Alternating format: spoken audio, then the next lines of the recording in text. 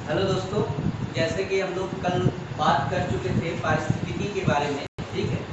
उसके बाद हमने कहा था कि पारिस्थितिकी में जो है दो घटक होते हैं, एक होता है जैविक घटक और अजैविक घटक। इनके बारे में जैविक घटक की डिटेल जो स्टडी है वो हम आगे के टॉपिक में करेंगे, लेकिन यहाँ पर एक बार हम देख लेते हैं कि पर्यावरण के घटक कौन कौन से हैं, कौन से जैविक घटक होते हैं और कौन से अजैविक घटक होते हैं। तो हेडिंग डाल दीजिए, पर्यावरण के घटक, कंपोनेंट्स ऑफ एनवायरनमेंट।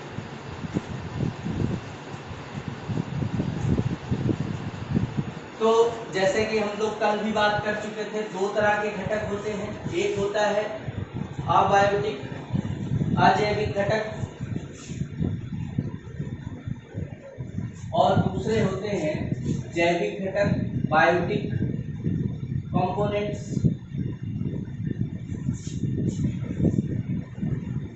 बस यहाँ पर हम क्या करेंगे, एक लिस्टिंग कर लेंगे, आगे चलकर जो है इसके बारे में हम लोग डिटेल पढ़ेंगे, ठीक है।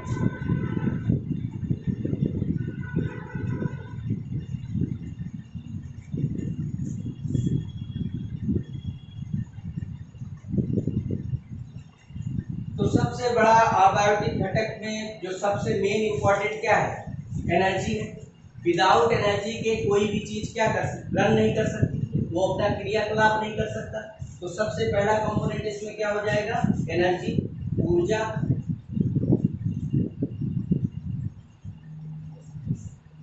इसके अलावा जैसे सूर्य का जो विकिरण आता है वो भी क्या है, एक तरह का अजैविक घटक है। तो रेडिएशन, विकिरण, क्योंकि इस ऊर्जा का सोर्स क्या है, यही रेडिएशन है ना। रेडिएशन के थ्रू ही क्या करेंगे, जो उत्पादक होंगे, ठीक है, प्रोड्यूसर्स होंगे, उस रेडिएशन को कन्वर्ट कर देंगे किसमें, एनर्जी में। और उन्हीं प्रोड्यूसर के थ्रू क्या करेंगे, उत्पादक के थ्रू जो कंज्यूमर्स है, उपभोक्ता है, वो उसका यूज करेंगे और उस प्रकार से वो क्या कर लेंगे, ऊर्जा को प्राप्त कर लेंगे। समझ में आया। तीसरा अगर देखें तो टेम्परेचर एंड हीट फ्लो, तापमान एवं ऊष्मा प्रवाह।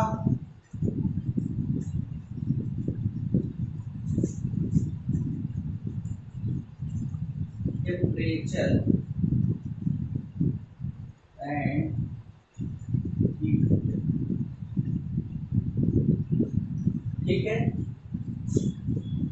इसके अलावा जो वायुमंडल में गैसें मिलती हैं ये भी इंपॉर्टेंट है। जैसे ऑक्सीजन का यूज हम क्या करते हैं, ब्रीदिंग में करते हैं, ठीक है।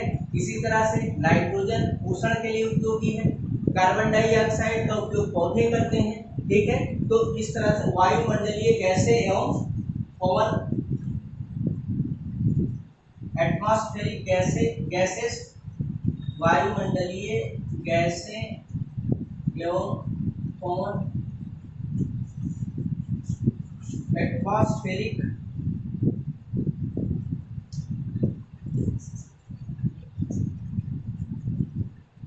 गैसेस एंड विंड्स, ठीक।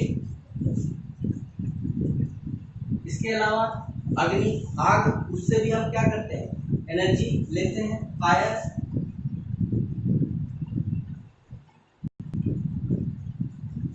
ठीक है। और अजैविक घटकों में देखेंगे तो आपको क्या मिलेगा, ग्रेविटी, उसका भी हमारे लाइफ में क्या है, अहम रोल है। अगर वो नहीं होता तो हम चल नहीं सकते थे, गति नहीं कर सकते थे, ठीक है। तो ग्रेविटी, गुरुत्वाकर्षण,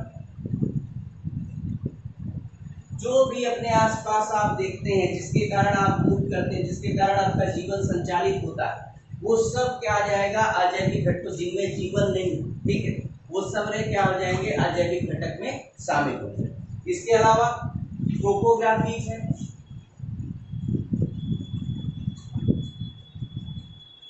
उच्चावच, इनका भी अहम रोल होता है। इसी उच्चावच के आधार पर तो डिपेंड करेगा कि कहाँ पर इंसान रहेगा, कहाँ पर तो कौन से कैसे पादप उगेंगे, ये सब कौन निर्धारित करेगा, टोपोग्राफी उसको निर्धारित करता है, ठीक है। इसके अलावा इंपॉर्टेंट क्या है, सॉयल, मृदा, ठीक।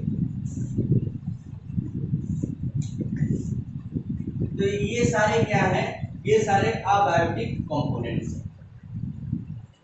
ठीक, अगर बायोटिक कंपोनेंट की बात करें तो जीवित जीव जितने भी हैं, तो सबसे पहले ग्रीन प्लांट्स, हरे पौधे, पादप, ठीक है।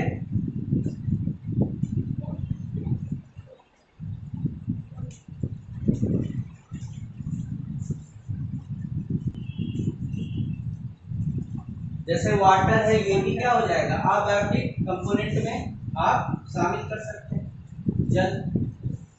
ठीक, कुछ होते हैं ग्रीन प्लांट्स होते हैं, कुछ नॉन ग्रीन प्लांट्स भी होते हैं। ठीक है, सारे पौधे हरे थोड़ी होते हैं। जैसे जो कुछ पौधे जो रेगिस्तानी मरुस्थलीय क्षेत्रों में उगते हैं, सारे हरे नहीं होते, नॉन ग्रीन प्लांट्स हो गए। डिकम्पोजर्स हो गए जो अपघटक हैं। ठीक है, जब कोई जीव या जंतु मर जाता है तो उसको क्या कर देता है, उसको विघटित करने का काम कौन करता है, डिकम्पोजर्स करते हैं।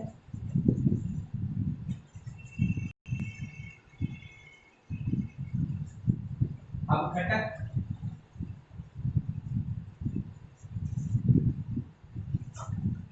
फिर इसी तरह से एनिमल्स, ह्यूमन, ये सारे क्या हो जाएंगे, आपके बायोटिक कंपोनेंट हो जाएंगे। इनके बारे में अभी हम डिटेल स्टडी जब पारिस्थितिक तंत्र पढ़ेंगे तो वहां पर हम करेंगे कि पारिस्थितिक तंत्र को क्रियात्मक बनाने के लिए, ठीक है, किसकी आवश्यकता होती है, तो इनके बारे में हम डिटेल स्टडी करेंगे कि किस तरह से उनका क्या रोल है, ठीक है, उनका क्या इम्पैक्ट पड़ता है, उसके बारे में हम आगे बढ़ेंगे। ठीक, तो कल जब हम लोग पारिस्थितिकी कर रहे थे तो उस समय हमने आपको बताया था 3 चीजें हमें पढ़नी थी, वहां पर अर्थ पढ़ना था, ठीक है, उसके बाद पर्यावरण के साथ उसका जो संबंध था वो हमने देखा। अब उसके बाद हमें देखना है कि संगठन का स्तर क्या होता है पारिस्थितिकी में। ठीक है, तो हेडिंग डाल दीजिए पारिस्थितिकी में संगठन का स्तर।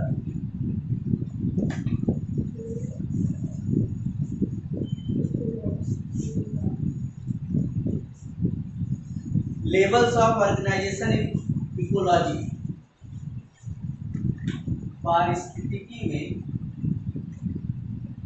संगठन के स्तर क्या है,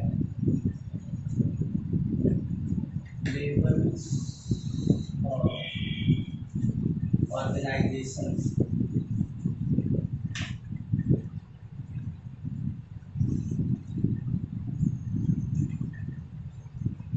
इकोलॉजी। तो देखिए सबसे पहले क्या होगा, एक इंडिविजुअल जीव होगा, ठीक है, तो सबसे पहले एक एकल जीव होगा, कई एकल जीव मिला के क्या बना देंगे, जनसंख्या का निर्माण करेंगे। और जब बहुत सारी जनसंख्याएं एक जगह पे एकत्र हो जाएगा, आपस में क्रियाकलाप करने लगेंगे, तो किसका निर्माण होगा, कम्युनिटीज बनेंगे, समुदाय बनेंगे। और यही कई समुदाय आपस में मिलकर क्या बनाएंगे, इकोसिस्टम बनाएंगे, पारिस्थितिक तंत्र बनाएंगे। और कई सारी पारिस्थितिक तंत्र मिलकर क्या बनाते हैं, बायोम का निर्माण करते हैं। और कई सारे बायोमों के द्वारा ही जीवमंडल का पूरा निर्माण होता है। ठीक है, समझ में आया। तो सबसे पहले क्या होगा, इंडिविजुअल, एकल समुदाय,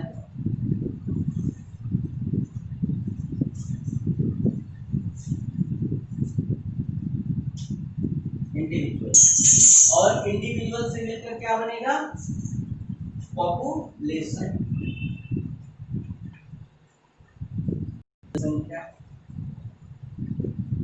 और जनसंख्या मिलकर क्या बनाएंगे, समुदाय, कम्युनिटी।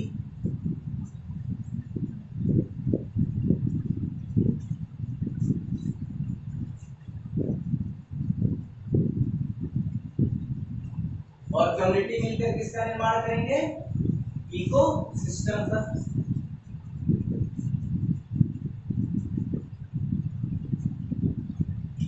पारिस्थितिक तंत्र का, ठीक है।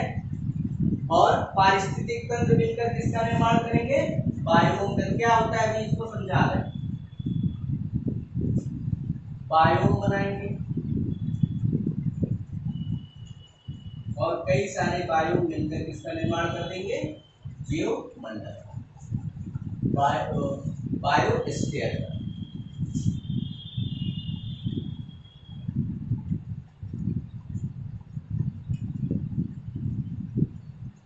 ठीक,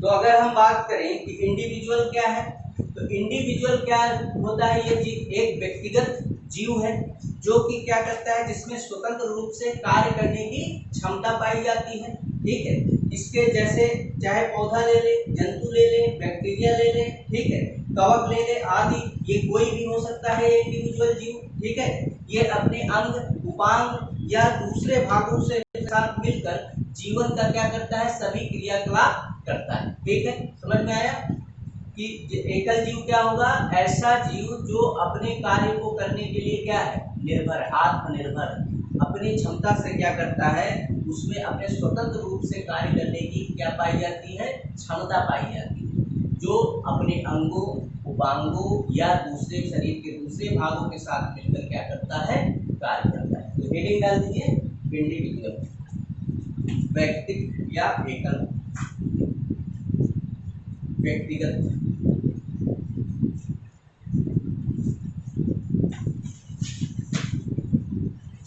देखिए, व्यक्तिगत जीव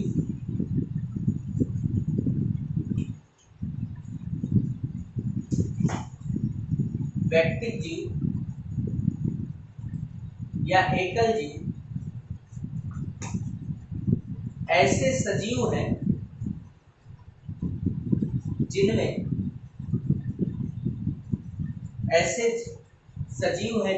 स्वतंत्र रूप से कार्य करने की क्षमता पाई जाती है, कार्य करने की क्षमता पाई जाती है। ऑर्गेनिज्म इज एन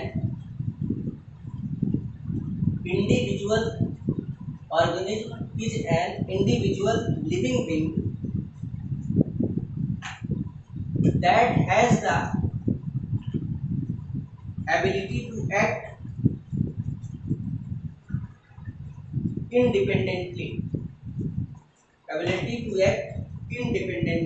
ठीक है, यह पौधा, जंतु, बैक्टीरिया, कवक आदि हो सकता है। यह पौधा, जंतु, बैक्टीरिया, कवक आदि हो सकता है। It may be plant, animal, bacteria, fungi etcetera. यह अंगों उपांगों या दूसरे भागों के साथ मिलकर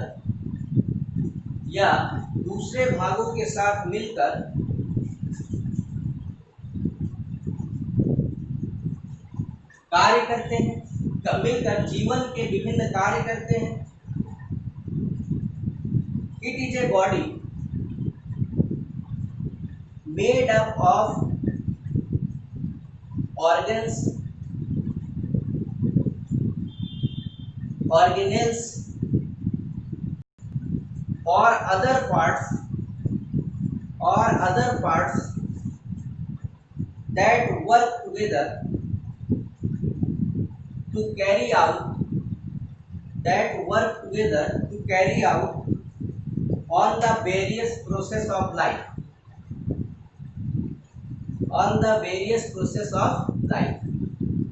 यह अंगों उपांगों या दूसरे अंगों के साथ मिलकर जीवन के विभिन्न कार्य करते हैं। तो ये तो हो गया कौन, व्यक्तिगत जो जीव है। अब उसके बाद पॉपुलेशन, जनसंख्या। देखिए, अगर हम किसी निश्चित समय में, ठीक है, एक निश्चित क्षेत्र में निवास करने वाले समान प्रजातियों के जीवों के समूह को मिला लें, ठीक है, एक निश्चित समय में एक निश्चित क्षेत्र में समान प्रजाति के जीवों के समूह को मिला लें, तो उसे ही क्या कहा जाता है, जनसंख्या कहा जाता है। समझ गए, उसे ही पॉपुलेशन कहा जाता है। तो लिखिए एक निश्चित समय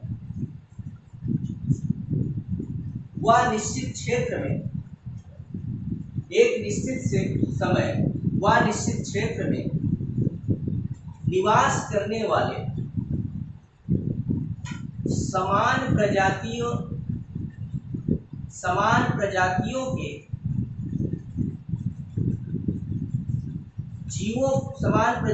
के जीवों के समूह को जनसंख्या कहते हैं। Population is a group of organism, population is a group of organism usually of the same species occupying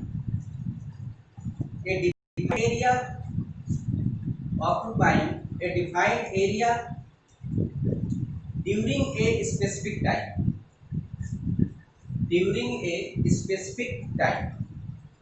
तो जनसंख्या से संबंधित कुछ बातें हैं यहाँ पर, जैसे जनसंख्या वृद्धि दर क्या होता है, ठीक है, कि और इस जनसंख्या वृद्धि के मुख्य कारक क्या होते हैं, किसी स्थान पर जनसंख्या वृद्धि दर क्या है और उसमें वृद्धि दर पे जो प्रभावित करते हैं वो कारक क्या होते हैं। तो सबसे पहले जान लेते हैं जो पॉपुलेशन ग्रोथ रेट क्या है, ठीक है।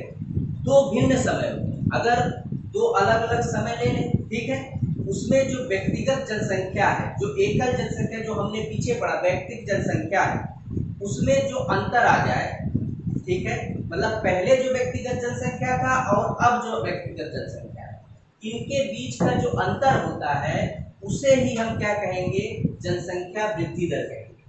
या तो धनात्मक हो सकता है, अगर अब जनसंख्या, अब उनकी संख्या बढ़ गई है व्यक्तिगत जीवों की, तब ये संख्या क्या हो गया, धनात्मक हो गया, और अगर कम हो गई तो ऋणात्मक हो गया।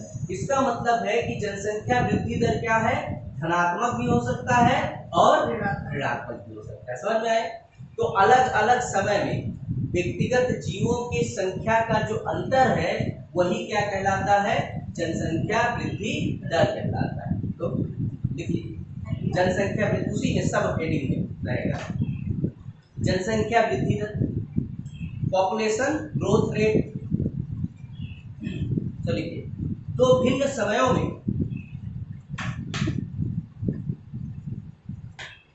व्यक्तिगत जनसंख्या की संख्या में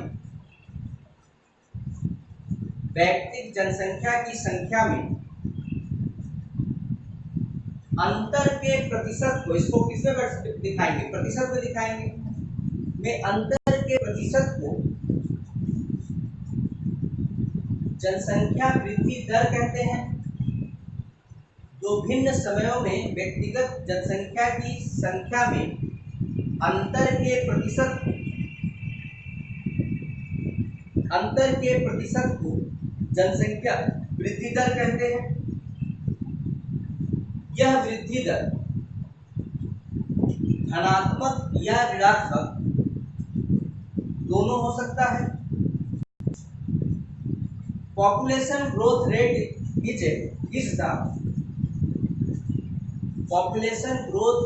is the percentage variation between the number of individuals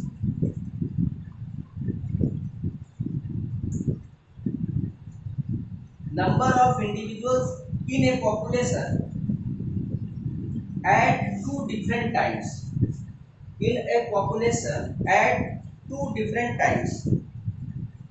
Therefore, the population growth rate can be positive or negative.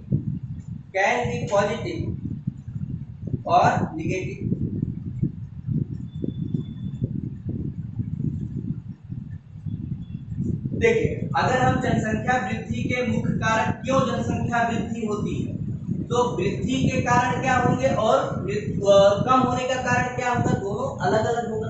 वृद्धि का कारण क्या हो सकता है, अगर बर्थ रेट क्या हो, ज्यादा, मतलब जन्म अगर हो। दूसरा क्या है, आप्रवासन हो, कहीं से वहां पर माइग्रेट होकर आ जाए। तो ये दो कारण क्या होंगे, जनसंख्या वृद्धि दर के प्रमुख कारण होंगे। लेकिन अगर निगेटिव, तो निगेटिव क्यों हो सकता है, अगर मृत्यु दर क्या हो जाए, बढ़ जाए, मॉर्टिलिटी रेट बढ़ जाए, तो वहां की जनसंख्या क्या हो जाएगी, कम हो जाएगी। उत्प्रवास हो जाए, मतलब वहां से लोग माइग्रेट होकर किसी और क्षेत्र में चले जाए, तो उस दौरान भी जनसंख्या क्या हो जाएगी, कम हो जाएगी।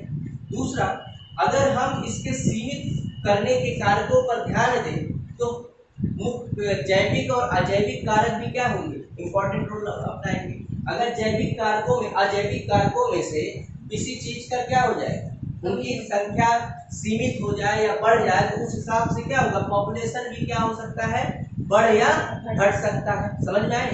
तो मूल कारण क्या था, बढ़ने के लिए जन्म और आप्रवासन, माइग्रेशन हो के वहां पर आ जाए। ठीक है, तो चलिए लिख लीजिए जनसंख्या वृद्धि के मुख्य कारक।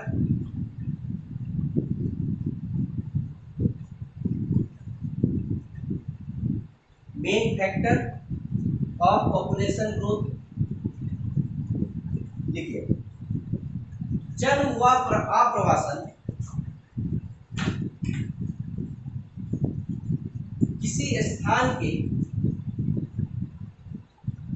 जनसंख्या वृद्धि के मुख्य कारक होते हैं। जन्म व आप्रवासन,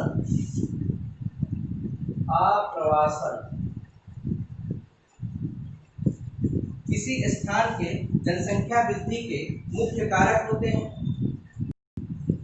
जबकि मृत्यु व उत्प्रवास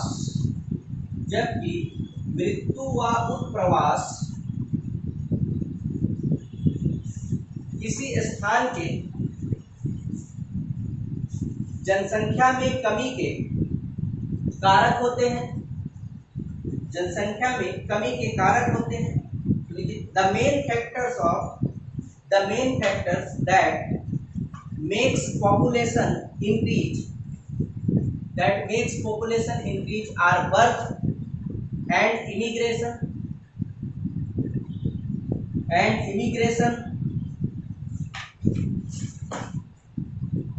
and death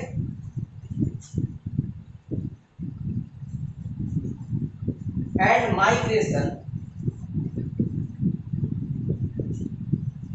are the main factor that make population decrease.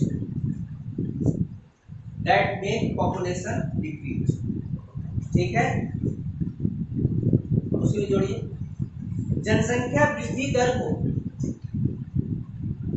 सीमित करने वाले अन्य कारक जैविक व अजैविक कारक हैं। अन्य कारक जैविक व अजैविक कारक हैं। जनसंख्या वृद्धि दर को सीमित करने के वाले मुख्य कारक जैविक व अजैविक कारक हैं। The main limiting factor for the growth of a population, the main limiting factors for the growth of a population are biotic and abiotic components.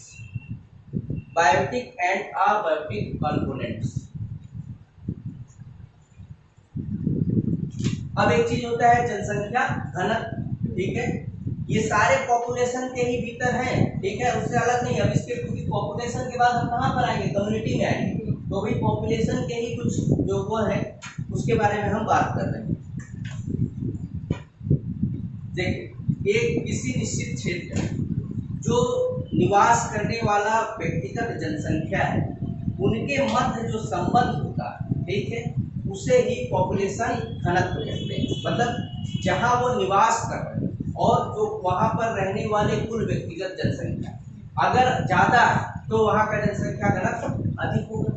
अगर वहां की जनसंख्या कम है तब क्या हो जाएगा, वहां का जनसंख्या घनत्व कम है। तो निवास करने के स्थान का वहां के कुल व्यक्तिगत जनसंख्या से जो संबंध है उसी को ही हम क्या कहते हैं, जनसंख्या घनत्व कहते हैं।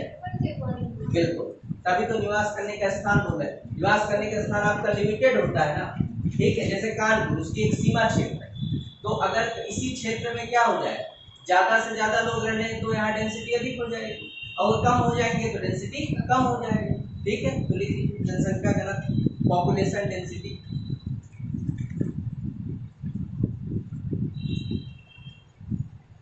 एक निश्चित क्षेत्र में निवास करने वाले, एक निश्चित क्षेत्र में निवास करने वाले कुल व्यक्तिगत जनसंख्या का उस क्षेत्र के मध्य संबंध, उस क्षेत्र के मध्य संबंध को निवास करने वाले कुल व्यक्तिगत जनसंख्या के उस क्षेत्र के मध्य संबंध को जनसंख्या घनत्व कहा जाता है, पॉपुलेशन डेंसिटी कहा जाता है। तो देखिए population density is the relation between the number of individuals, population density is the relation between the number of individuals of a population and the area they occupy, and the area they occupy, ठीक है। अब हम आ गए community पे, ठीक है। बात करते हैं कम्युनिटी के बारे में।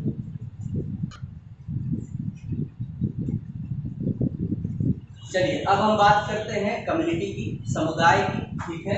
तीसरे स्तर पर हम पहुंच गए, समुदाय। जब एक प्रजाति के जीव, ठीक है, दूसरे प्रजाति के जीव के साथ, ठीक है, विभिन्न माध्यमों से आपस में सक्रिय क्रिया करते हैं, तो उससे क्या होता है, समुदाय का निर्माण होता है। पॉपुलेशन में हम क्या कह रहे थे, एक ही जीव, एक ही व्यक्तिगत, एक ही प्रजाति के जीव की बात कर रहे थे। यहाँ पर एक प्रजाति के जीव जब दूसरे प्रजाति के जीव के साथ आपस में विभिन्न माध्यमों से जो क्रिया करते हैं, उसे ही हम क्या कहेंगे, समुदाय कहेंगे। जैसे जैसे जंतु क्या होता है, भोजन के लिए या आश्रय के लिए उसको पेड़ पौधों की आवश्यकता होती है। पेड़ पौधे हैं, उनके परागण के लिए, परागण के लिए क्या होता है, उनको जंतुओं की आवश्यकता होती है। तो एक दूसरे पर क्या हो गए, वो आश्रित हो गए ना, और इन्हीं से मिलकर क्या बना, समुदाय। समझ में आई बात? चलिए लिख दीजिए कम्युनिटी, समुदाय। जब किसी प्रजाति के व्यक्तिगत जीव, जब किसी प्रजाति के व्यक्तिगत जीव भिन्न प्रजाति के दूसरे व्यक्तिगत जीव के साथ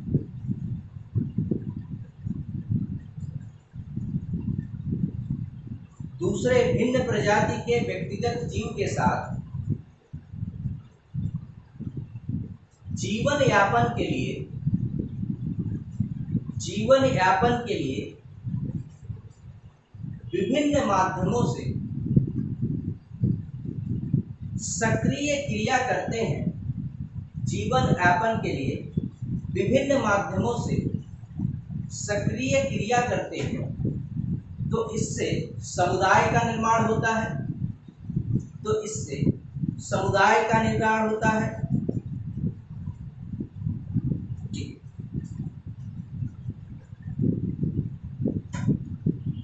In order to survive,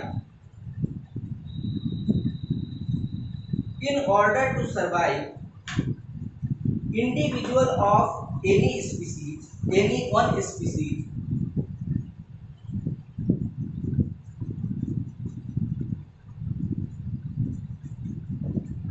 depend on individual of different species with which they actively interact in several ways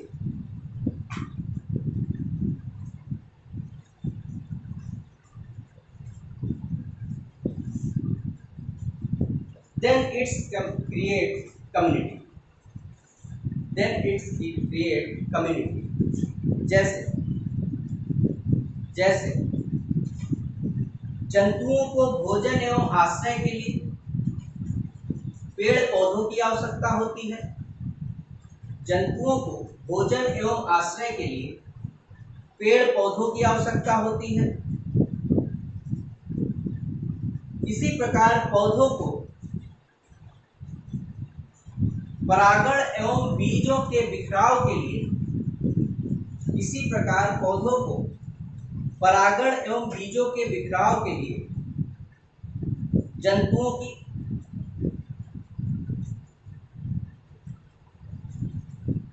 तथा मृदा में, तो पौधे क्या होंगे, मृदा से पोषक तत्व तो लेंगे, तो उसके लिए किस पर डिपेंड करेंगे, वो सूक्ष्म जीवों पर निर्भर करेंगे, ठीक है। तथा बिखराव के लिए जंतुओं की आवश्यकता होती है, तथा मृदा में पोषक तत्वों के लिए, क्योंकि जब तक वो विघटित नहीं करेंगे पोषक तत्वों को तब तक पौधे उसे नहीं ले पाएंगे, ठीक।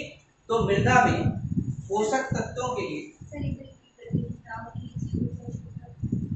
जीवों की आवश्यकता होती है, तथा मृदा में पोषक तत्वों के लिए सूक्ष्म जीवों की आवश्यकता होती है।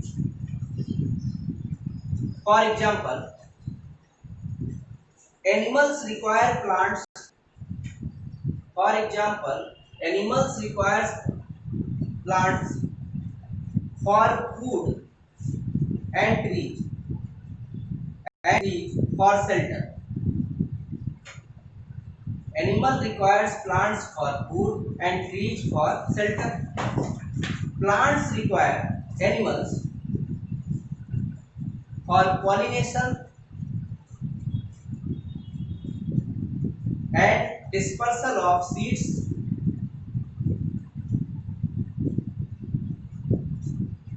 and soil microorganisms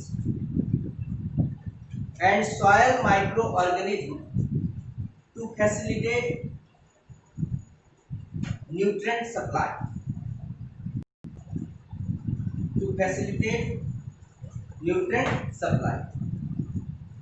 जैसे अब समुदाय का नामकरण करना है कि ये किस प्रकार की समुदाय है, जैसे वृक्ष समुदाय, जहां पर वृक्षों की संख्या क्या होगी, ज्यादा होगी। घास समुदाय, ठीक है, घासों की संख्या ज्यादा होगी और उस पर विभिन्न जीव क्या होंगे, निर्भर रहेंगे।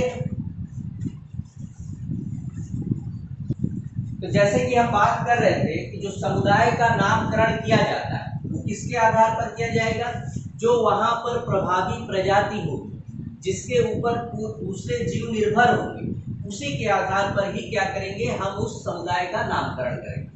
जैसे कहीं पर वन है, अगर लकड़ी का मतलब पेड़ है, तो वहां पर वो क्या कहेंगे, हम वन समुदाय कह देंगे। अगर घास है तो वहां पर घास समुदाय कह देंगे, ठीक है। तो लिख लीजिए, समुदायों का नामकरण प्रभावी वनस्पति के नाम पर किया जाता है, प्रभावी वनस्पति के नाम पर किया जाता है। जैसे घास मैदान समुदाय में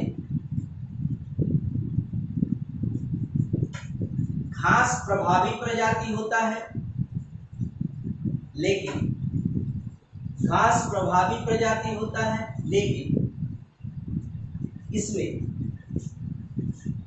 शाकीय पौधे, झाड़ियां, पेड़ और अनेक जंतुओं की भी उपस्थिति होती है। घास प्रभावी प्रजाति होता है, लेकिन इसमें अनेक शाकीय पौधे, झाड़ियां, पेड़ और जंतुओं की भी उपस्थिति होती है। Community is the most instances are named communities is most instances are named after dominant plant form, for example a grassland community is dominated by grasses,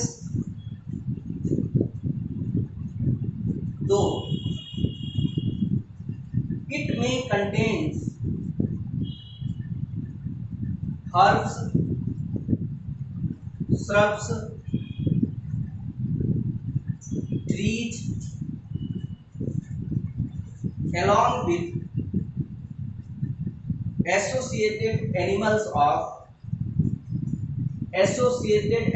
of different species.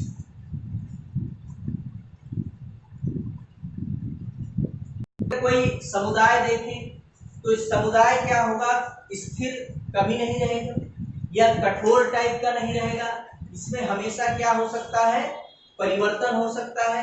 इनकी ये बड़े भी हो सकते हैं और छोटे भी हो सकते हैं, लेकिन ये क्या हो सकते हैं, बृहद या लघु हो सकते हैं। ठीक है, तो लास्ट लाइन जोड़िए, समुदाय स्थिर या कठोर नहीं होते,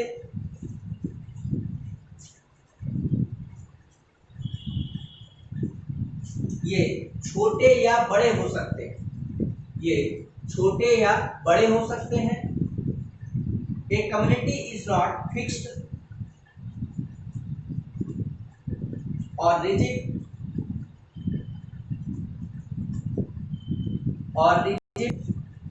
it may be large or small,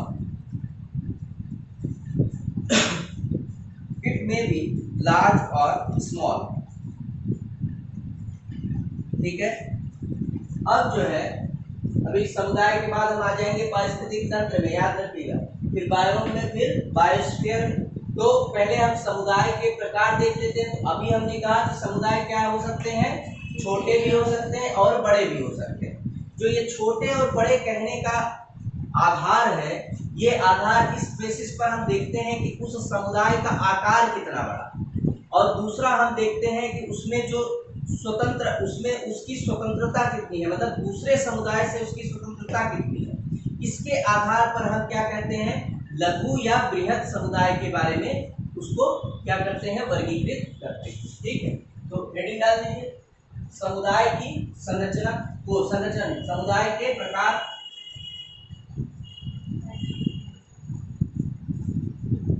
types of communities,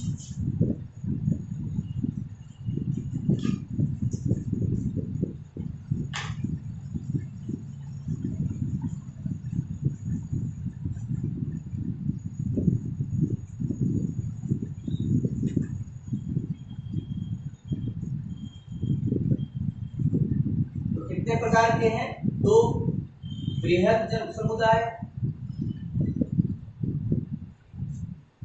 large communities या मेजर कम्युनिटीज, और दूसरा लघु। ठीक है, लघु समुदाय,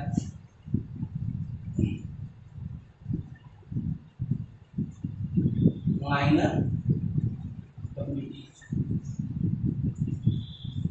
और इसके किसके बेसिस पर हमने वर्गीकरण किया है, समुदाय के आकार पर,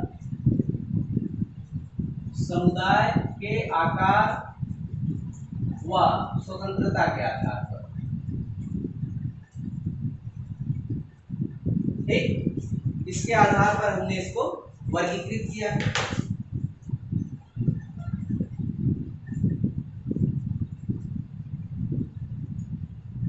देखिए,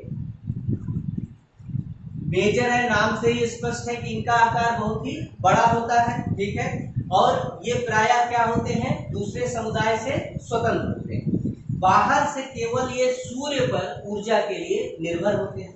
बाकी जो अपने समुदाय के, जो संलग्न उसी में समुदाय है, दूसरे कम्युनिटी है, उनके द्वारा ये, उनसे जो है आगत व निर्गत के लिए, इनपुट एंड आउटपुट के लिए क्या होते हैं, के लिए निर्भर रहते हैं।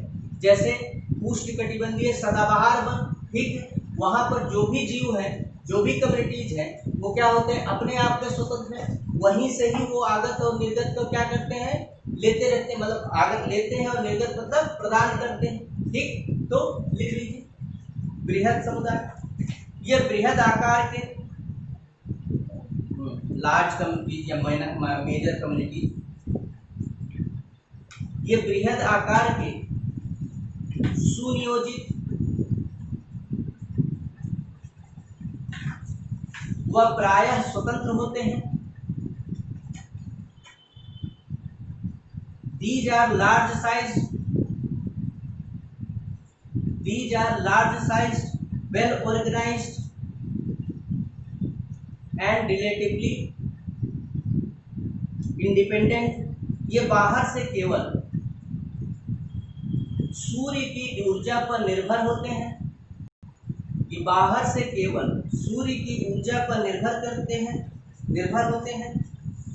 They depend only the sun's energy from outside। जबकि संलग्न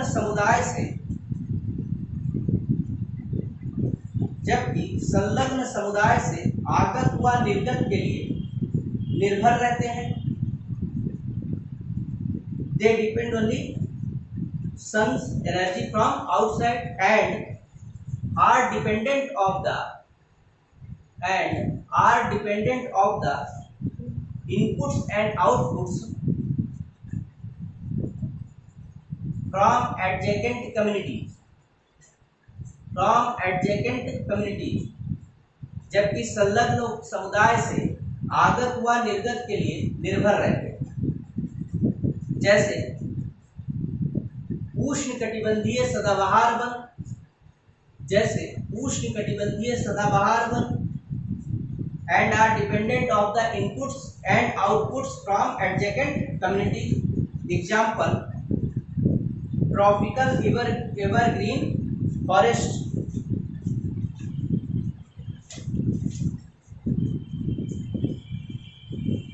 देखिए, जो लघु समुदाय होगा ये इनका आकार भी छोटा होगा, साथ ही साथ ये जो अपना पड़ोसी नेबरिंग जो कम्युनिटी होगा उस पर क्या करेगा, निर्भर करेगा। सामान्यतः इन्हें समुदाय ना कहकर समाज कहा जाता है, सोसाइटीज कहा जाता है। ठीक है, या ये क्या होते हैं, कई बार जो बृहद समुदाय है उसी का ही क्या होता है, एक छोटा सा एक द्वितीयक समूह के रूप में इसमें उपस्थित होते हैं।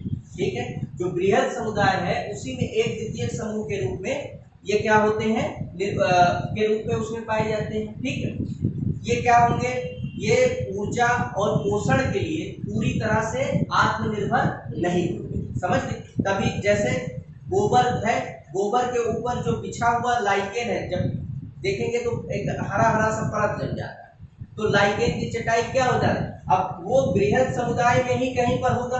ठीक है, गोबर तो जो वहाँ के कैटल्स है उनसे ही मिलेगा, तो उसी बृहद समुदाय में उसी के ऊपर क्या होगा, एक दूसरा एक संक्रमण सा हो गया।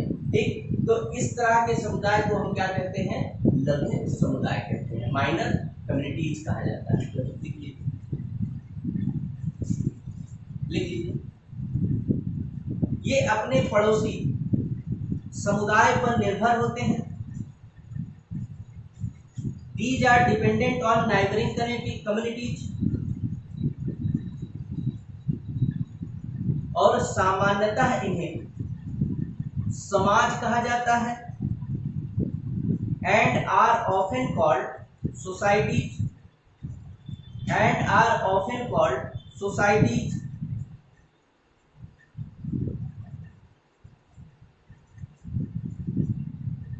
ये बृहद समुदाय में द्वितीयक समूह के रूप में पाए जाते हैं। They are secondary aggregations within a major community। इस कारण ये ऊर्जा एवं पोषण के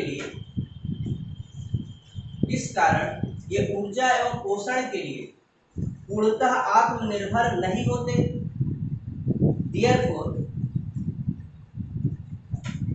Therefore, completely independent